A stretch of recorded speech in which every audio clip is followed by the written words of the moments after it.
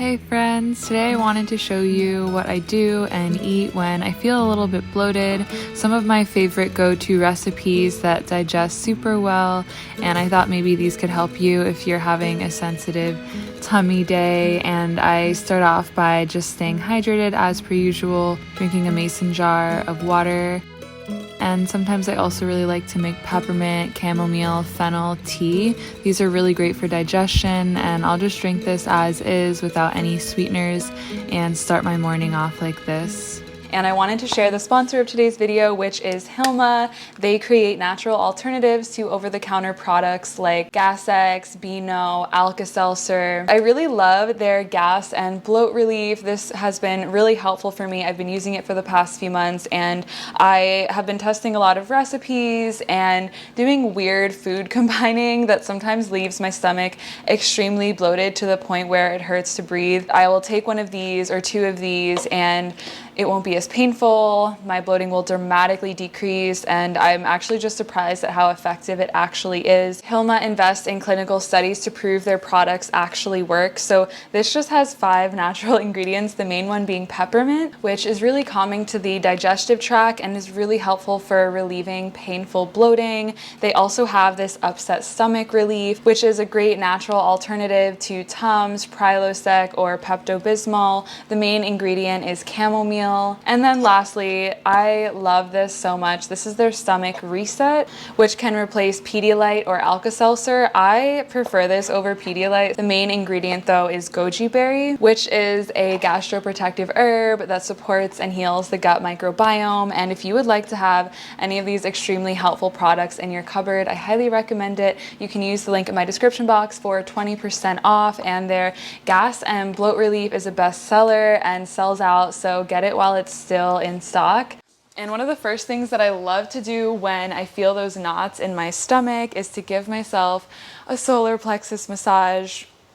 You can do this with your thumb. Take your thumb and place it in the area where your ribs start to come apart, and rotating it with a comfortable amount of pressure in a clockwise motion. This will help to stimulate all of those digestive organs, and really think of the breath as a refuge, as a resting place for your mind to stop running, a place for you to find a moment of peace. Release your hand down to your knee for some seated cat-cow. Inhaling the chest open, breathing into the front of the body.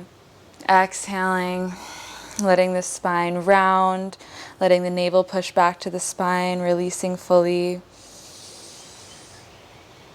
Moving with your own breath, with the intention of deepening and lengthening it. Yoga has really taught me the importance of breathing into areas of tension rather than avoiding them.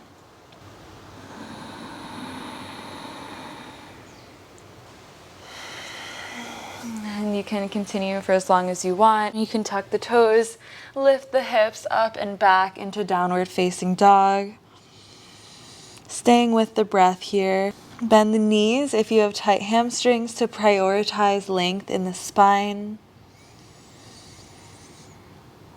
And on your next exhale, straighten the legs. Come to a high plank. Inhale here. Exhale, lower down, chaturanga. Inhale, upward facing dog. And if you want to go even deeper into this stretch, you can lower your hips down to the mat, pressing through the hands. Into a slightly deeper back bend. And on your next exhale, lower down to the mat. If this feels comfortable and accessible to you, you can go into an even deeper back bend, grabbing the ankles, pushing your ankles into your hands to lift up. Now, this might be too intense for you if you're having intense stomach problems, but it almost feels like an abdomen massage for me, especially as you continue connecting with your breath. You might find that as you inhale and exhale, you rock forward and backward.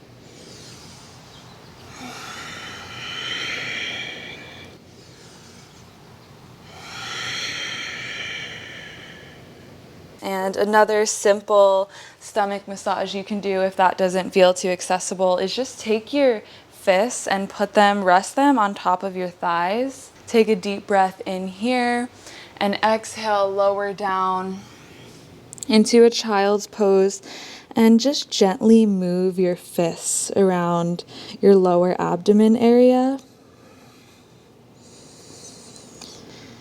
allowing your tummy to naturally expand into your fists.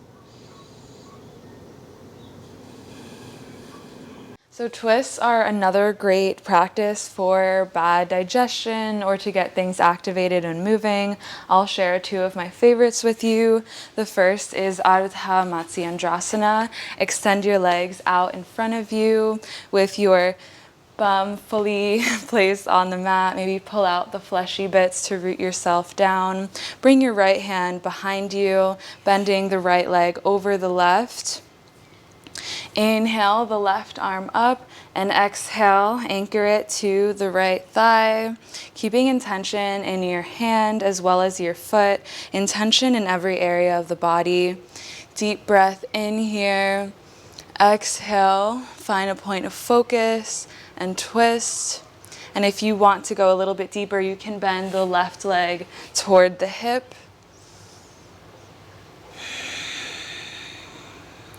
And another one of my favorite twists is lying down on the mat. Inhale the knees up to a 90-degree angle and exhale, drop them to the right side of your body, extending your left arm and your gaze to the left side of the room. You can also just do one leg at a time.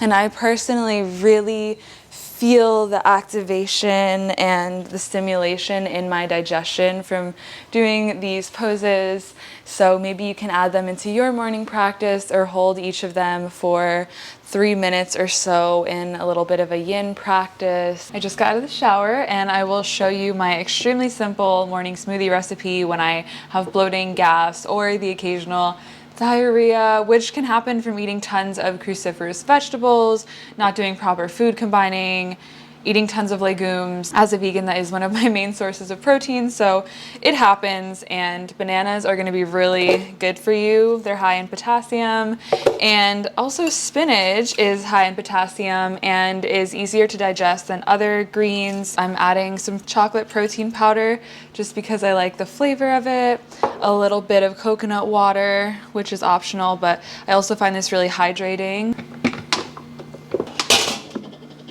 Also, another side note, I only put the amount of fruit in a smoothie that I would be able to eat if it weren't blended. I'm super sensitive to sugar, even fruit sugars, so I find this to be really helpful. If I wouldn't eat 5 bananas in one sitting, I don't put them in a smoothie, and 2 is about my banana max, so yeah.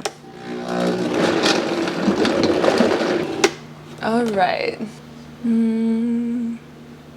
I also find that when I feel bloated, there's such a feeling of tightness that I don't want to eat as much. I don't crave as many foods. I'm going to also add some flaxseed as well. And I promise that these recipes will get even more interesting and delicious throughout the video, but I usually like to start off with something very simple. I have also been making these breakfast cookies weekly and usually eat 1 or 2 of them every single day. They digest super well, and this is a recipe inspired by Isabel Page, so I'll have her video down below where she makes these, but I'm just making some oat flour with oats and blending up some walnuts and dates. I don't have measurements for this, it's pretty loose, and then adding cinnamon and vanilla extract as well as a decent amount of water until I get the right consistency, but starting out with a little bit and then slowly adding more, mixing this whole concoction together. I think in her video she used coconut flakes, but I really like this 3-ingredient version,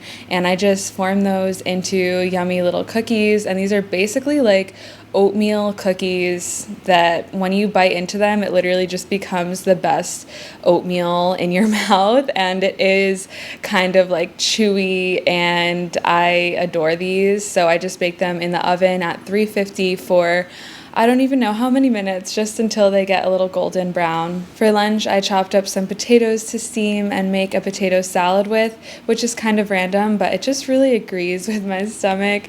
And I'm starting off with some vegan mayonnaise as well as some Dijon mustard, a big squeeze of lemon, not using any measurements, just doing this all to taste.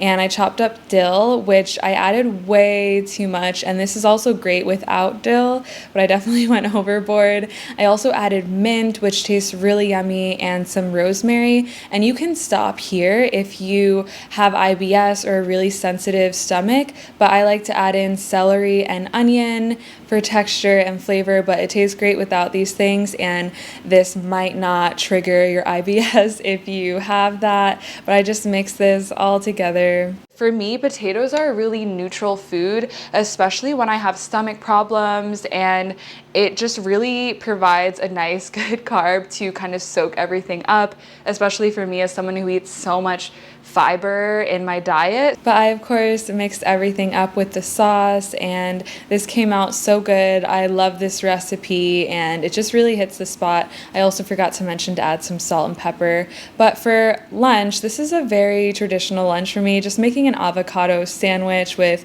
veggies including sprouts and cucumbers, and this is really great as an open face sandwich. It's just very easy to eat this way and very neutral to the tummy. I'm staying hydrated all day long, especially on days when I'm bloated, and this potato salad is so good. If any of you are into this, I think you'll really enjoy this recipe, and I hope none of you are cringing as I might have cringed a few years ago. The mere smell of mayonnaise would make me gag, but after going vegan, it just started to grow on me. And this might seem kind of heavy to eat on a day where I'm bloated or trying to reset my system, but I have struggled with binge eating a lot in my past, and my immediate instinct was always to restrict myself very intensely the next day after feeling bloated or overly full, and it kind of triggers me, the thought of doing that now, because it would just feed into this cycle of binge eating because I'd be so hungry from the day that I would ravenously eat a big meal, and this cycle would just perpetuate over and over again. So now after I have a late night of eating or eat till I'm really full, maybe I'll just have a light breakfast, but I make sure to eat good nourishing food throughout the day and